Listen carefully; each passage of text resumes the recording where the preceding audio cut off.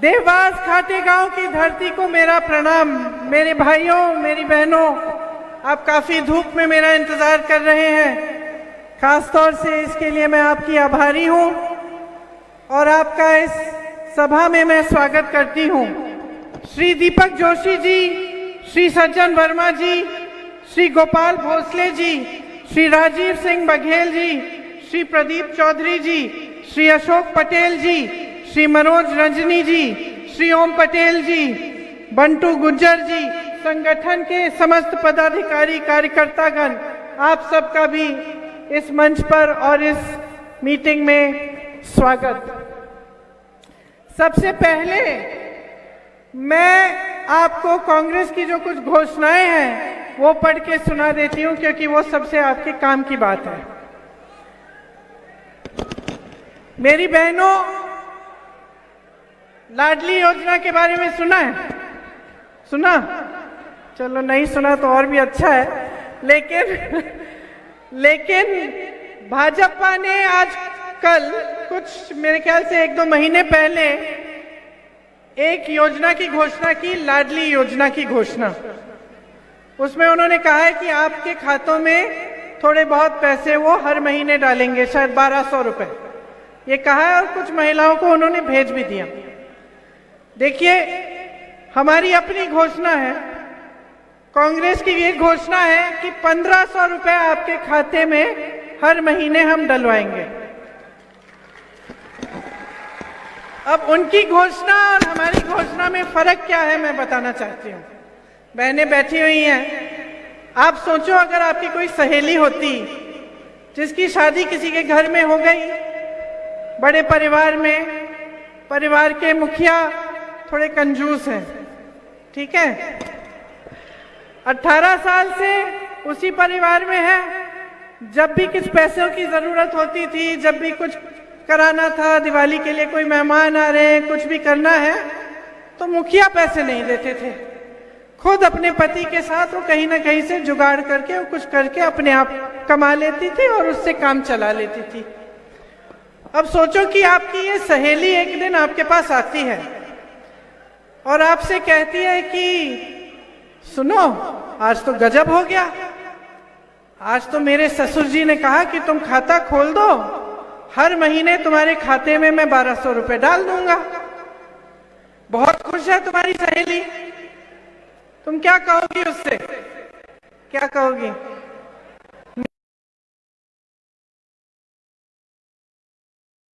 मेरी सी तुम्हें कहती, भाई मूर्खता मत करो, समझदार बन जाओ, 18 सालों से तुम्हें इस मुखिया ने कुछ नहीं दिया है,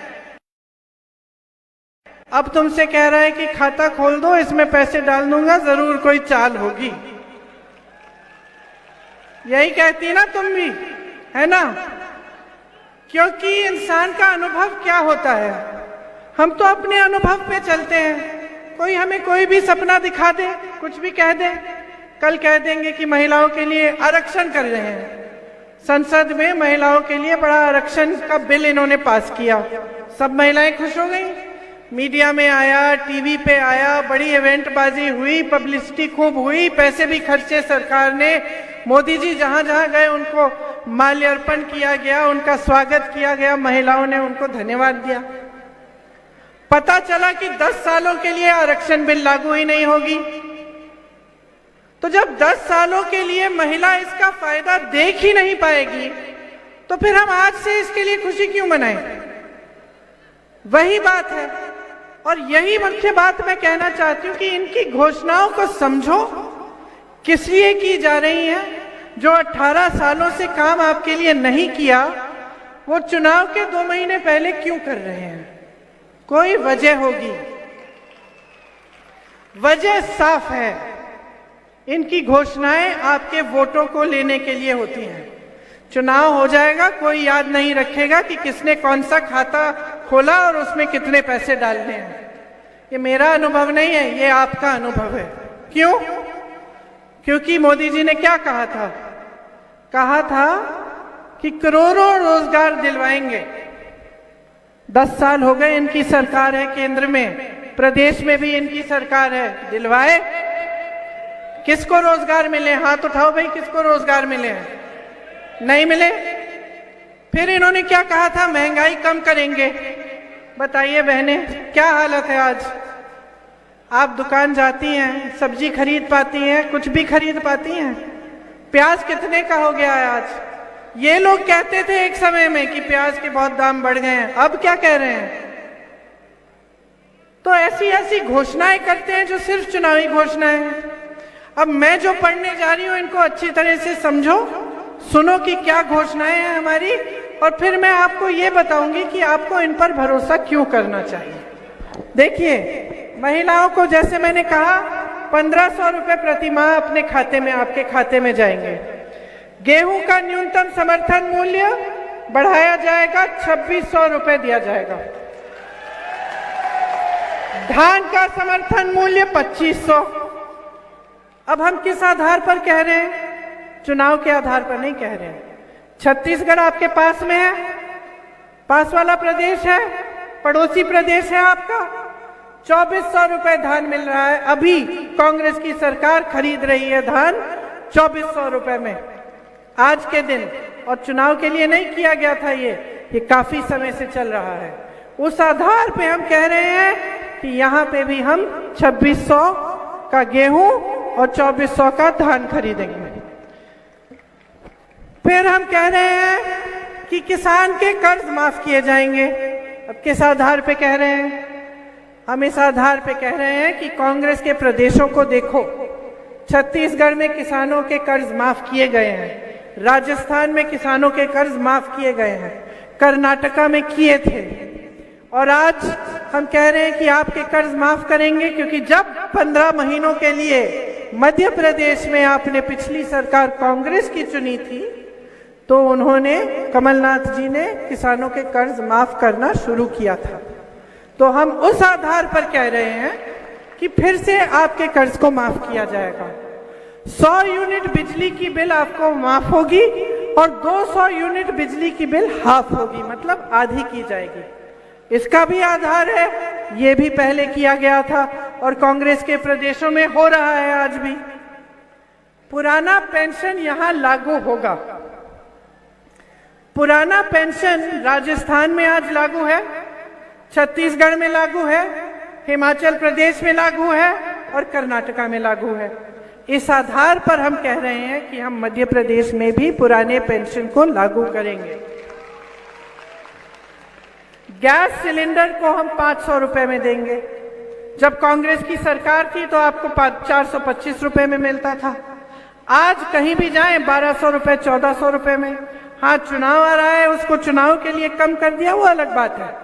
देखिए बहनें, सुन लीजिए, ये नहीं है कि पिछले 5 सालों से, जब से इनकी सरकार रही है, 18 सालों से आप संकटों का सामना नहीं कर रही थी। ये नहीं है कि उस समय आप गरीब नहीं थे, आप आज गरीब हैं चुनाव से पहले। तो ये सारी स्कीमें उस समय क्यों नहीं लागू की इन्होंने?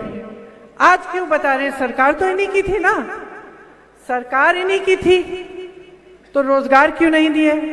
मध्य प्रदेश में आज तमाम पद खाली क्यों हैं? बताइए। यहाँ नौजवान खड़े हैं, आप सबने कहा रोजगार नहीं दिए, लेकिन आपको मालूम है कि कितने पद खाली पड़े हैं? कि जैसे स्वास्थ्य व्यवस्था में आप देखें, तमाम पद 90% से ज्यादा हर स्तर पर खाली पड़े हैं। विश्वविद्यालयों में शिक्षकों के पद खाली हैं, क्यों नहीं भरे? आपकी सरकार रही है 18 सालों से, भैया आप भर सकते थे। आजकल तो नौजवान कोई ऐसा नहीं है जो पढ़ा लिखा नहीं है। गरीब से गरीब परिवार में आजकल माँ बाप मेहनत इसलिए करते हैं कि बच्चा पढ़े लिखे और उसका भविष्य मजबूत बने, उसको अच्छा रोजगार मिले। तो तमाम पढ़े लिखे बच्चे हैं, नौजवान हैं, कईयों ने भर्ती की परीक्षाएं की, भर्ती की परीक्षाओं में भी आपने घोटाला कर दिया। आपने दिए हैं, रोजगार मिला, पद खाली पड़े हैं ना, घोटाला हुआ होगा उसमें, और क्या है ना। इस प्रदेश में जितने घोटाले हुए हैं शायद देश के किसी और प्रदेश में नहीं हुए होंगे इनके कार्यकाल में। मेरे पास एक लंबी लिस्ट होती थी मैं पढ़ पढ़ के थक गई, मैंने कहा भाई मैं पढ़ना छोड़ दूं। सबको मालूम है कि भ्रष्ट सरकार है और घोटाले पे ही चलती है, आपसे पैसा लिया जाता है, छीना जाता है, बड़े बड़े उद्योगपति और बड़े बड़े नेता खा जाते हैं, सब जानते हैं। आप जानते होंगे, आपने भर्ती की परीक्षा दी, जब आप किसी काम के लिए जाते हैं या किसी सरकार के किसी डिपार्टमेंट में जाते हैं काम कराने के लिए, तो बगैर घूस के होता है? नहीं होता ना। क्या सरकार का काम है कि आपसे घूस ले, कि सरकार का काम है कि आपकी संपत्ति वापस आपके जेब में डाले? बताओ। सही तरह से सरकार चलेगी ना, तो आपकी जो संपत्ति है वो आपके जेब में वापस डाली जाएगी। कैसे? ये जो घोषणाएं मैं कर रही हूं, ये जो स्कीम है, ये वही स्कीम है जिनसे जो आपके पैसे हैं वो आपके पास वापस आए। क्योंकि जो सरकार के पैसे हैं ना, वो सरकार के नहीं होते भाई और बहनों, सरकार का नाम होता है उस पे, वो है आपके देश के पैसे हैं, प्रदेश के पैसे हैं। तो अगर आपके लिए नहीं खर्चे जा रहे हैं तो आपको सतर्क होना चाहिए, आपको सवाल उठाना चाहिए।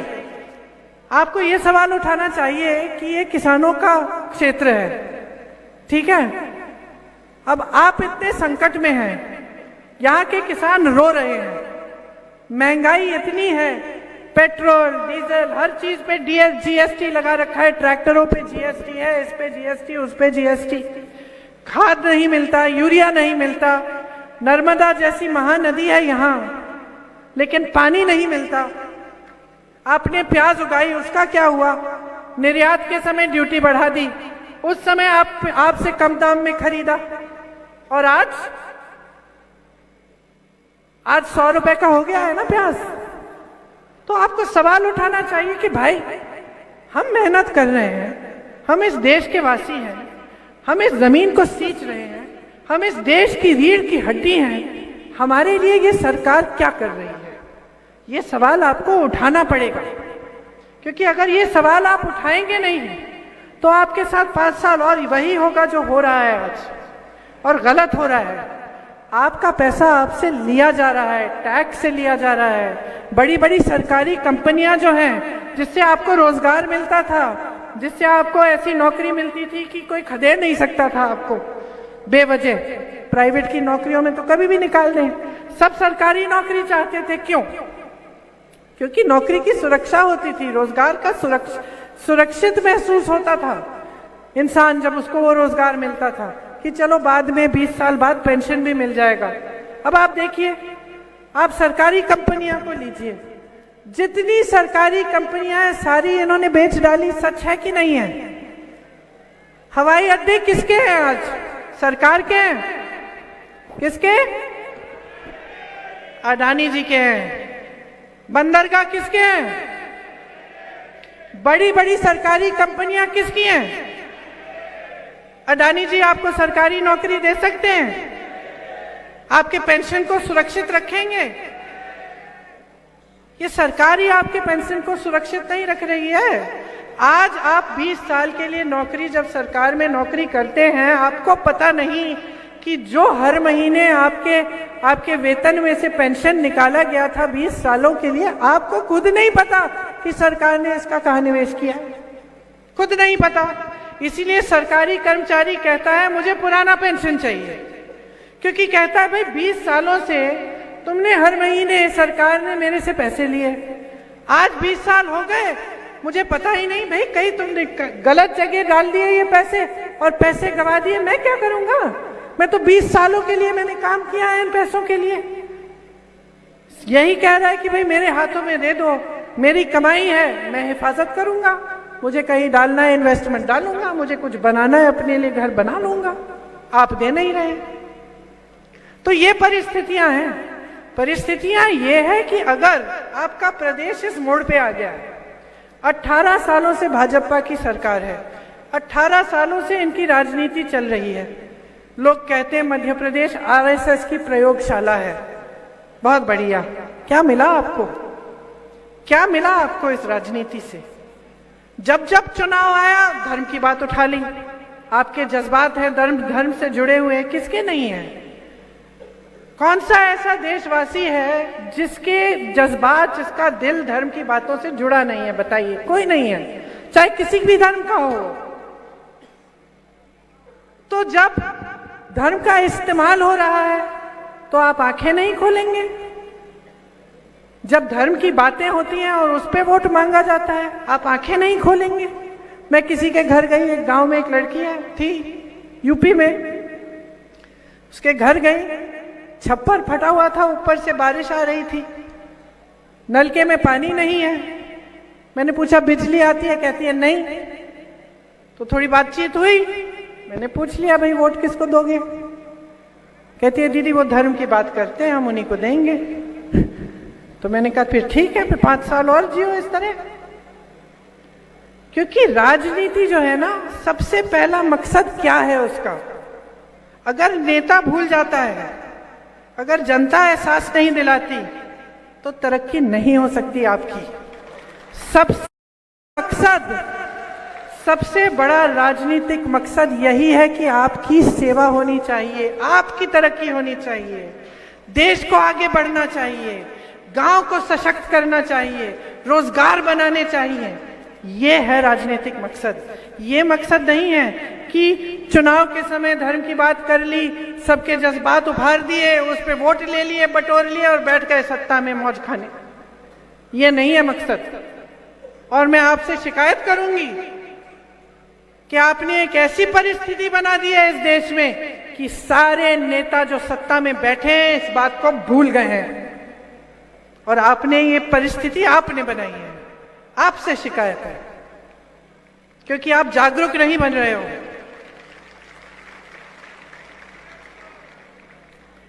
जागरूकता इसमें है कि आप समझो कि शक्ति, लोकतंत्र ने ना, ये महात्मा गांधी जी, इंदिरा जी, पंडित नेहरू जी, इन सब ने आजादी की लड़ाई किस लिए लड़ी? पटेल जी, अंबेडकर जी किस लिए लड़ी? अंग्रेजों का शासन था, जनता के हाथों में कोई शक्ति नहीं थी। आजादी की लड़ाई अपनी आजादी के लिए नेताओं ने नहीं लड़ी, आपके पूर्वजों ने नहीं लड़ी, आपकी आजादी के लिए लड़ी। इसका मतलब है कि जब इस देश में लोकतंत्र है, लोकतंत्र का मतलब है देश में सबसे शक्तिमान, सर्वोपरि कौन है? जवाब दो मुझे, कौन है? कौन है? श्री नरेंद्र मोदी जी हैं? जनता है देश की? मध्य प्रदेश के मुख्यमंत्री जी हैं? नहीं। लोकतंत्र में जनता सर्वोपरि है। ये जो तुम खड़े हो ना यहाँ, तुमने जो परीक्षा दी, तुम हो सबसे शक्तिमान। तुम्हारे हाथों में शक्ति होनी चाहिए, तुम्हारे भाइयों के हाथों में, तुम्हारी बहनों के हाथों में। इस देश के नौजवान के भविष्य को बनाना सरकार का दायित्व है, धर्म है, और कोई धर्म नहीं होना चाहिए नेता का। सिर्फ एक धर्म होना चाहिए कि आपको सशक्त करे। इसीलिए जब नेता आपके सामने मंच पे खड़ा होता है तो मन बना लो, अगर घोषणा करता है, अगर तुम्हारे सामने कह के जाता है कि कुछ करेगा और करके नहीं दिखाया उसने 5 सालों में, तो मन बनाओ को इसको खदेड़ दोगे, उसको निकाल दोगे। बहुत आदत बिगाड़ दी है बहने, बच्चों की आदत नहीं बिगाड़ते हम। बच्चा गलत करता है, हम थप्पड़ मार लेते हैं, बोल देते हैं अगली बार करोगे देखना, डर जाता है, कोने में खड़ा कर देते हैं। बच्चे को टोकते हो, अपने नेताओं को नहीं टोकते। बार बार झूठ बोलते रहे, घोषणाएं करते रहे। अरे मध्य प्रदेश में 22,000 घोषणाएं की हैं, आपको याद भी नहीं होगा कि क्या क्या इन्होंने घोषणा की। 22,000 घोषणाएं की हैं, 22 अगर उन्होंने कर ली हो तो बताओ, मैं खुद ताली बजा दूंगी। अभी मैं पूछ रही थी अपने साथी से, दीपक जोशी जी से, मैंने कहा भाजपा छोड़ के आए हैं कांग्रेस में? गाड़ी में पूछ रही थी। मैंने कहा भाई क्यों छोड़ी? कहा दीदी हमारे इलाके में ना बहुत भ्रष्टाचार हो रहा था और मैं बार बार गया मैं हर नेता के पास गया और मैंने कहा यहाँ मेरे इलाके में बंद कर दो, जो कुछ करना है कहीं और करो, मेरे इलाके में मत करो। किसी ने मेरी सुनी नहीं। 2 साल से मैं कहता रहा, ऊब गया, एक दिन गुस्सा चढ़ गया, छोड़ दिया। खुद कह रहे हैं। तो आजकल राजनीति में लोग आ रहे हैं तो किस लिए आ रहे हैं? क्योंकि व्यापार बन गया है। राजनीति में आ रहे हैं कि चलो लूटेंगे, अपने महल बनाएंगे, खुश रहेंगे, अपने बच्चों को भेज देंगे विदेश पढ़ाई करने के लिए, पब्लिक जाए भाड़ में। क्या ये है राजनीति का मकसद? नहीं है ना। तो अब हम चाहते क्या है? हम अपनी सरकारों से, अपने नेताओं से चाहते क्या है? थोड़ी बहुत ईमानदारी तो चाहते हैं ना कि ईमानदारी से काम करें। थोड़ा बहुत एक विजन होना चाहिए कि भाई तुमने सोचा है, अगर मुख्यमंत्री बनोगे, मंत्री बनोगे, सोचा है कि हमारे प्रदेश के लिए अगले 10 सालों में क्या करके दिखाओगे। ये भी चाहते हैं हम कि भाई कुछ सोच समझ होनी चाहिए। मोदी जी कहते हैं कि 70 सालों में कांग्रेस ने कुछ नहीं किया। अच्छा, तो आईआईटी किसने बनाई? आईआईएम किसने बनाया? एम्स किसने बनाया? ये बड़ी बड़ी कंपनियां जो मोदी जी कौड़ियों के दाम में अपने दोस्तों को बेच रहे हैं, ये किसने बनाई?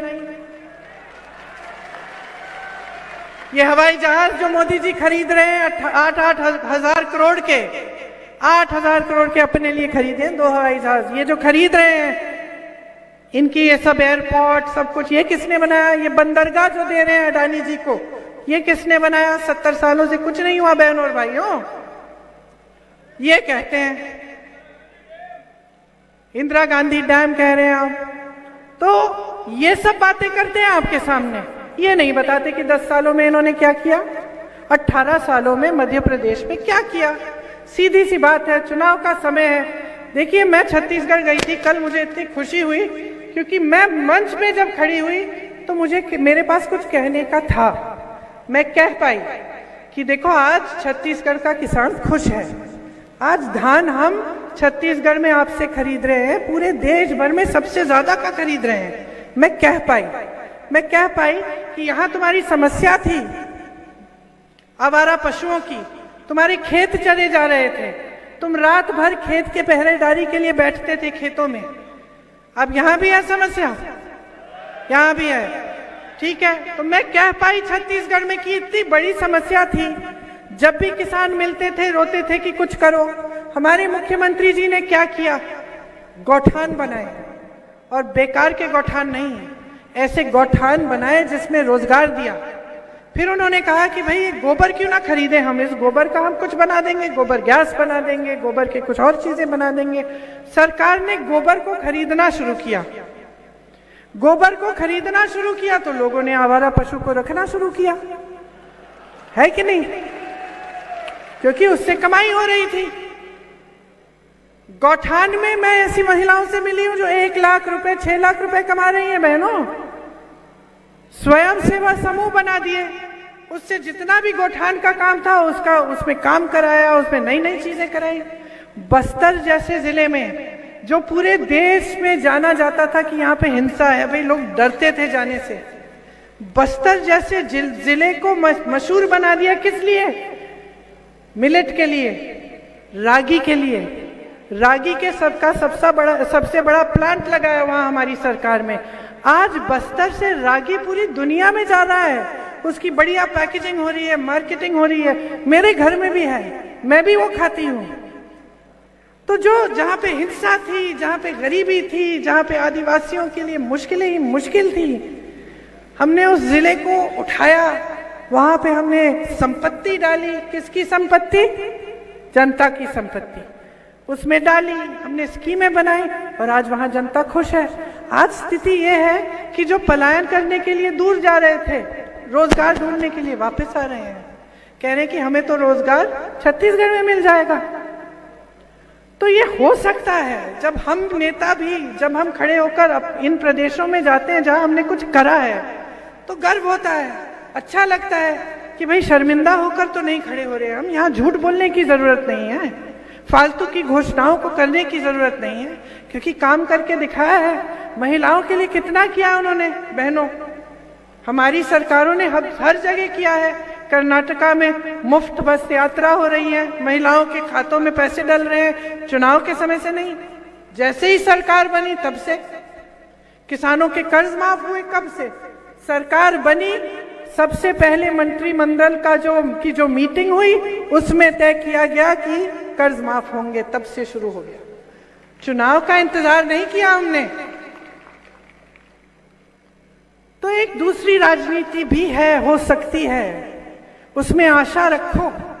आज आप इंदिरा जी को याद रखते हैं, आप बड़े बड़े नेताओं को याद रखते हैं, क्यों? ऐसा कैसा काम कर दिया उन्होंने? सोचिए क्या किया। पूरा जीवन आपकी सेवा में दिया, देश के लिए अपना जीवन दे दिया, जान दे दी अपनी। लेकिन श्रद्धा इसलिए है क्योंकि उनके दिल में आपके लिए श्रद्धा थी। वो अपने आप को आपसे ऊपर नहीं समझती थी, इसलिए उनके मृत्यु के तकरीबन 40 साल बाद भी आप नारे लगाते हैं उनके लिए। मैं आदिवासी क्षेत्रों में जाती हूँ, अभी भी लोग मिलकर मुझे कहते हैं कि आपकी दादी जी ने पट्टे दिलवाए, गरीबों को पट्टे दिए, जल जंगल जमीन पर अधिकार दिया।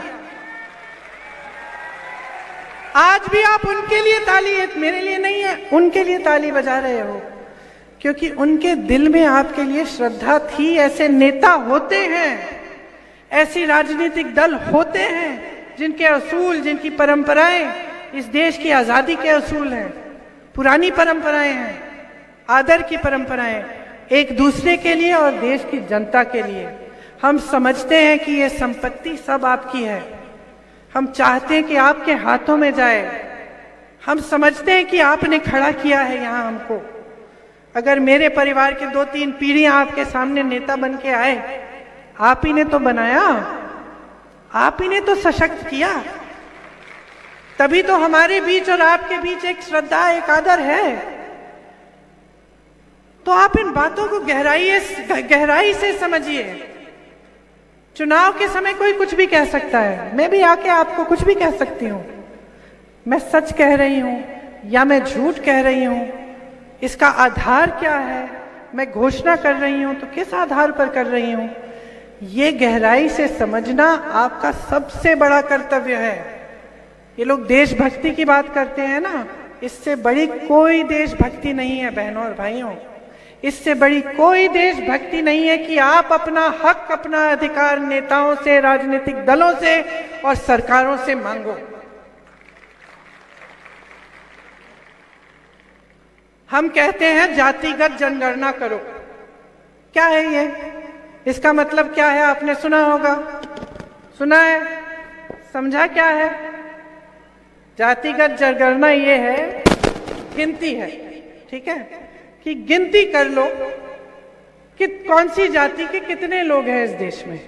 अब मान लो मैं सभा में हूं, आप सब यहाँ खड़े हो, हजारों लोग होंगे, मुझे तो नहीं मालूम कि उस कोने में शायद 100 ऐसे किसान होंगे जो अपना पेट भी नहीं भर पा रहे हैं, जो इतने गरीब हैं कि मजदूरी भी नहीं कर पा रहे हैं, खेती में पे काम करते हैं, पैसे नहीं, मुझे नहीं मालूम, मुझे नहीं मालूम।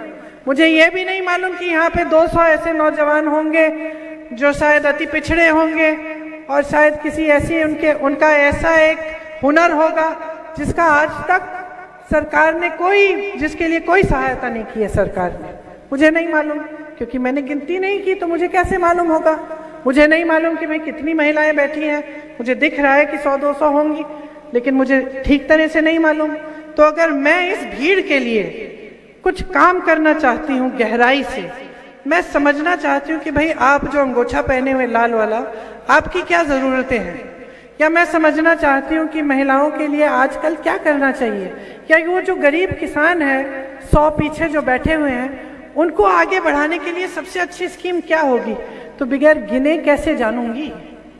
कैसे जानूंगी कि सरकार की इतनी संपत्ति इन लोगों के प्रति जानी चाहिए, क्योंकि ये सबसे गरीब है, ये अति पिछड़े हैं, या ये पिछड़े हैं, या फिर ये दलित हैं। इन्होंने बहुत हजारों सालों से इन्होंने अन्याय सहा है, इनको आगे बढ़ाने के लिए जरूर कुछ करना है, इसके लिए गिनती जरूरी है। अब भाजपा के नेता आते हैं, कहते हैं कि हम ओबीसी वर्ग को आगे बढ़ाएंगे, हम ऐसा करेंगे, वैसा करेंगे। जब हम कहते हैं भाई गिनती तो कर लो, चुप। गिनती नहीं चाहते तो गिनती नहीं चाहते तो मदद कैसे करोगे? बिहार में गिनती की, बिहार की प्रदेश सरकार ने गिनती करी, 84% निकले ओबीसी, दलित और एसटी, 84%। ठीक है, अब हमें मालूम है कि 84% है, तो फिर हम सोच सकते हैं कि चलो इतनी संपत्ति कम से कम ऐसी स्कीमों में जानी चाहिए, इतना काम होना चाहिए जो इनको भी आगे बढ़ाए।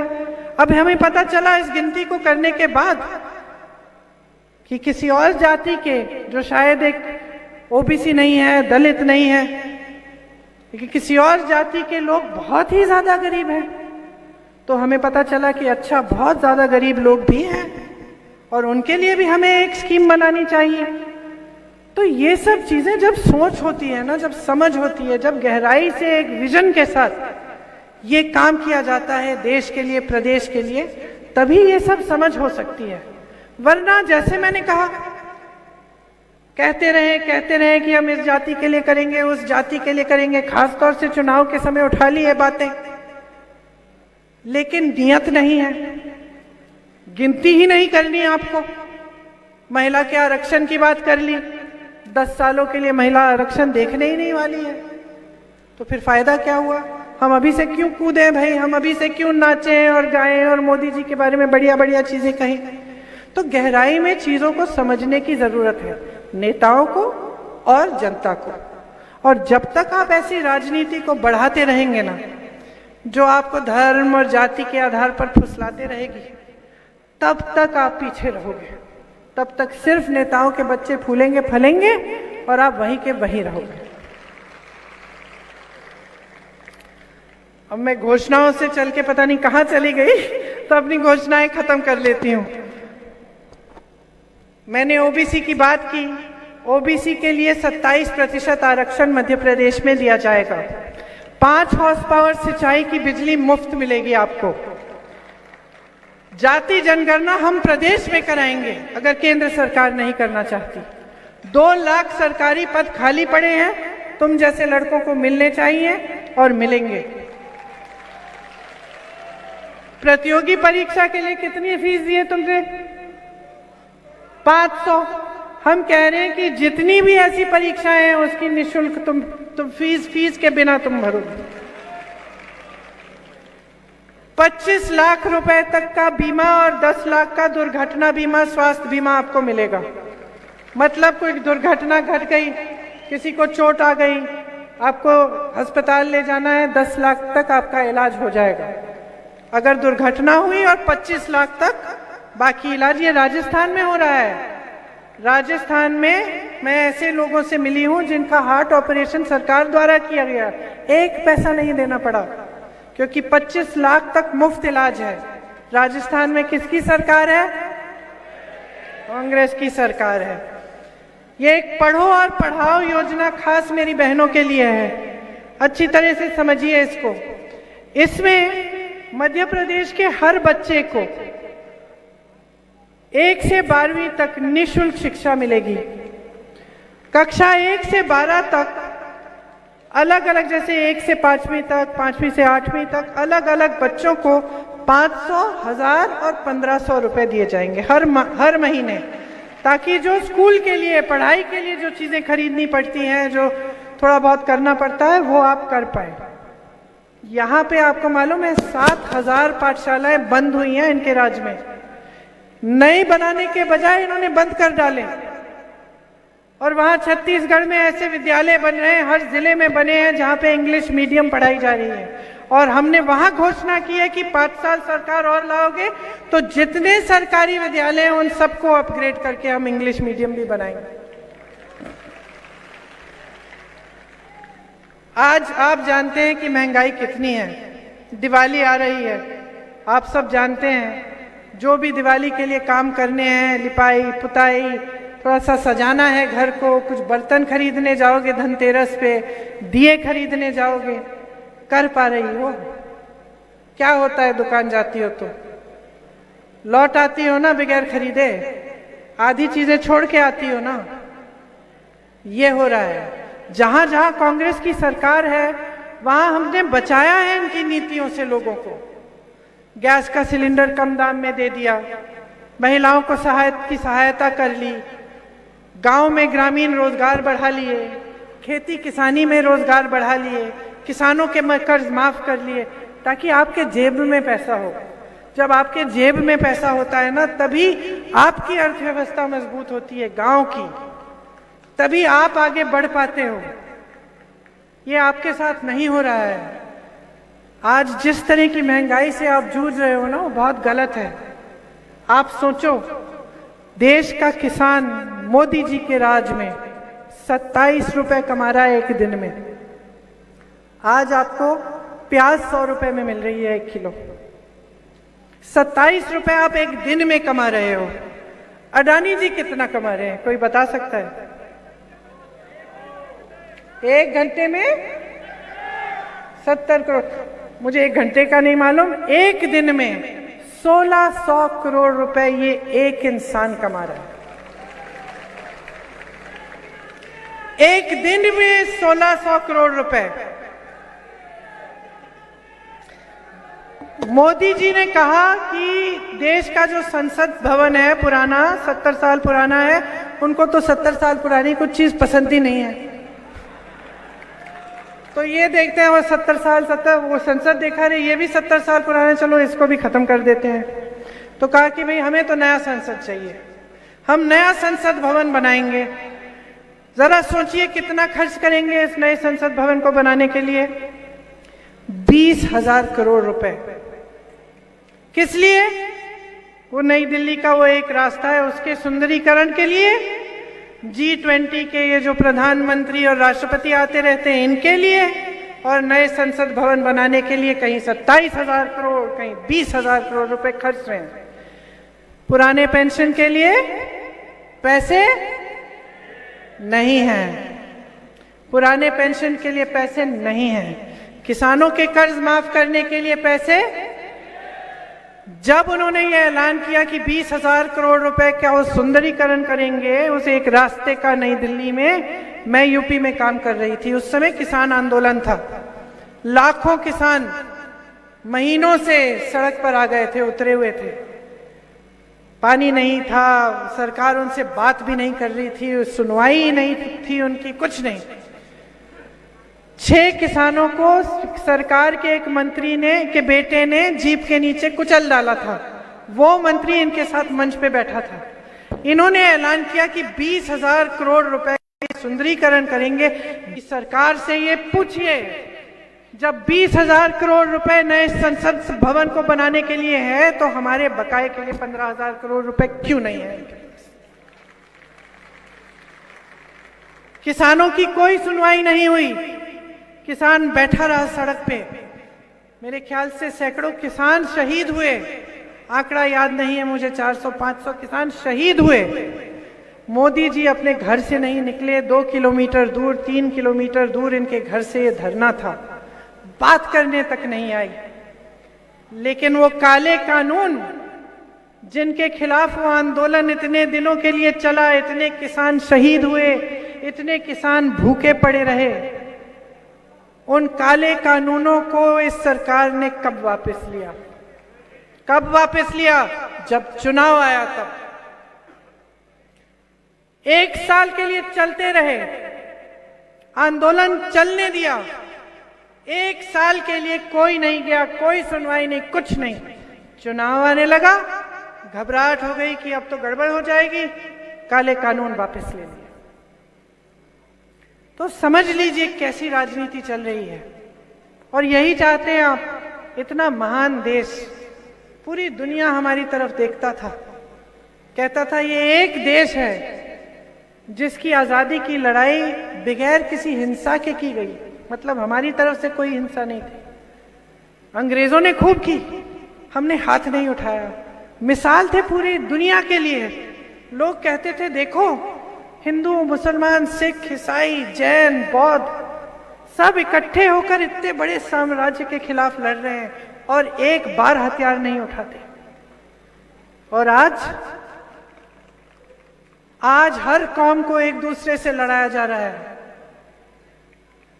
और किसके नाम पे? धर्म के नाम पे। कौन सा धर्म बताता है भाई? कौन सा ऐसा धर्म है जो कहता है कि एक भाई से भाई को लड़ाए? कौन सा धर्म है?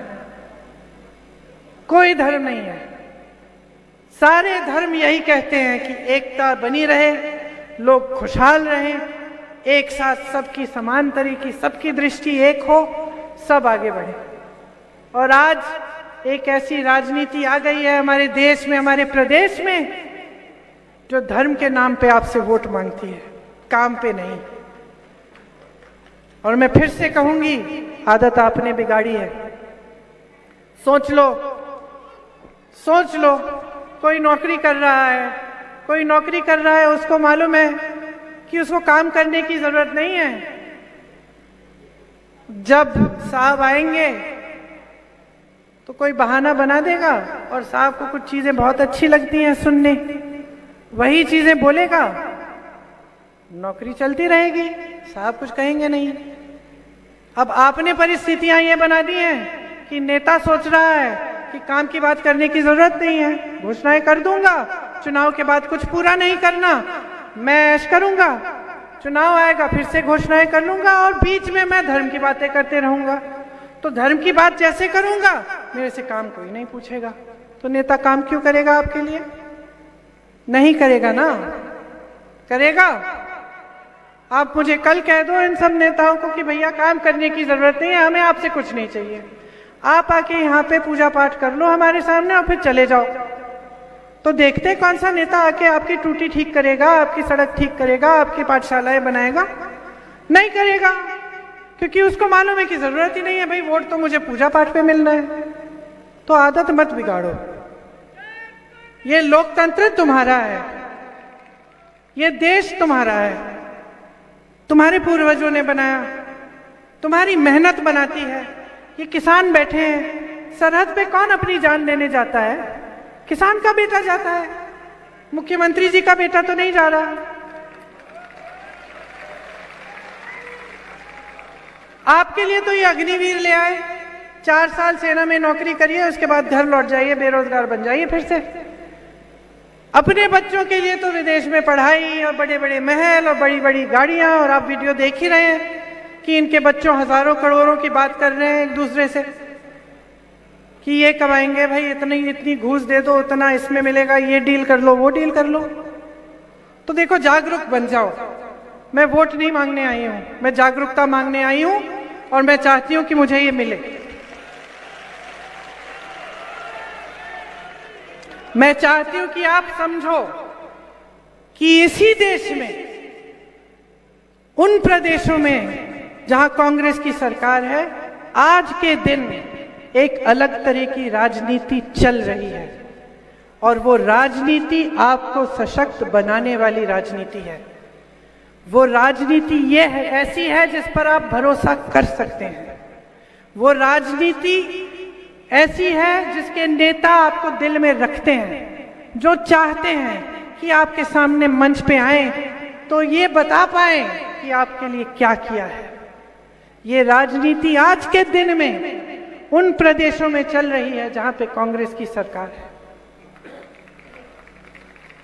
तो चुनाव आ रहा है, अब आपके सामने देखो, आपके सामने भी चुनौतियां, आंख मूंद के दे दो वोट, फिर इनको आंख मूंद के दे दो, बोल दो हम धर्म के आधार पे दे रहे हैं, इसके आधार पे, उसके आधार पे दे दो। देखते हैं क्या होता है 5 सालों में। जिसने 18 सालों में नहीं किया, वो देखते हैं 5 सालों में क्या करेगा। या फिर सोच समझकर, सतर्क बन के, सवाल पूछ के, अपने विवेक से, अपने अनुभव से, समझदारी से अपना वोट डालो, और देखो कि भाई ये घोषणाएं जो ये कांग्रेस पार्टी कर रही है, कहां कहां पूरी की है इन्होंने। अच्छा, इस प्रदेश में हो रही है, वहां हो रही है, चलो फिर इनको देते हैं। मुझे देखिए उम्मीद नहीं है, मुझे यकीन है कि जब आप सोच समझ के अपना वोट डालेंगे, और जब आप अपने पक्ष में सोचेंगे कि आपकी संपत्ति आपकी जेब में जाए, कि आपका देश आपके लिए तरक्की करके दिखाए, आपकी सरकार आपके लिए दिन रात एक करे, तो आपका वोट एक ही जगह जाएगा, आपका वोट कांग्रेस पार्टी को जाएगा। आपके साथ बहुत छल कपट हो चुका है, बहुत ज्यादा। आपसे प्याज कम दाम में खरीदा जा रहा है, फिर वही प्याज इतना महंगा हो गया कि आप ही नहीं खरीद पा रहे हो। ये क्या है अगर छल नहीं है?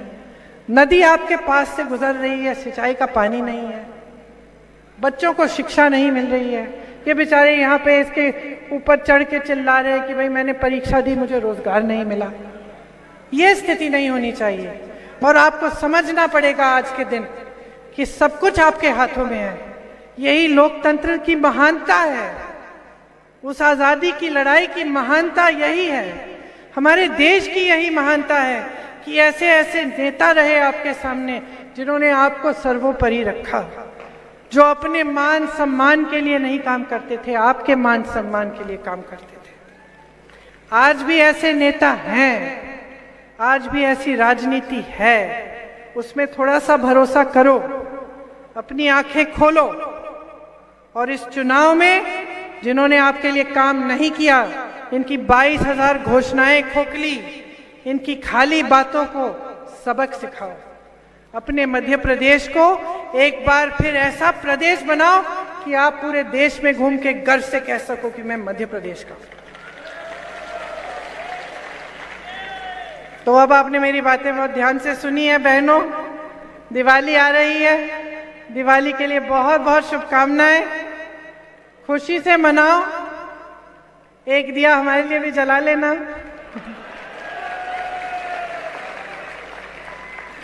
बहुत बहुत शुभकामनाएं दिवाली के लिए, और एक बार मेरे साथ जोर से कहिए जय हिंद। धन्यवाद। बहुत